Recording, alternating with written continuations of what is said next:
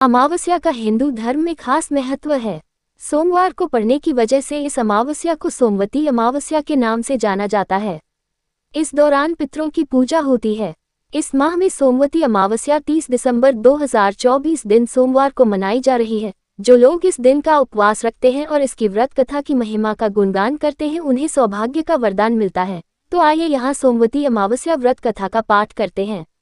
सोमवती अमावस्या व्रत कथा की महिमा।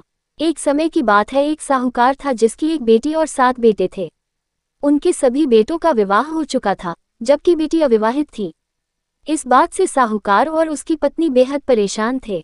साहूकार एक साधु का भक्त था, जो अक्सर भिक्षा लेने और उन्हें आशीर्वाद देने के लिए उनके घर आता था। साहूकार की पत्नी ने देखा कि साधु ने उनकी सभी बहुओं को समृद्ध जीवन का आशीर्वाद दिया, लेकिन उन्होंने कभी उनकी बेटी को आशीर्वाद नहीं दिया। इसके बारे में जब उन्होंने साधु से पूछा तो वे बिना कुछ कहे वहां से चले गए।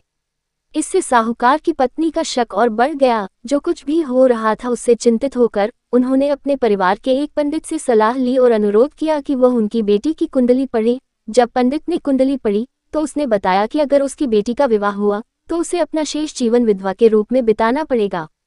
हालांकि पंडित ने कहा कि अगर उसकी बेटी द्वीप पर रहने वाली एक विशेष धोबिन से सिंदूर ले और उसके बाद सोमवती अमावस्या का व्रत रखे तो इससे उसका भाग्य बदल सकता है।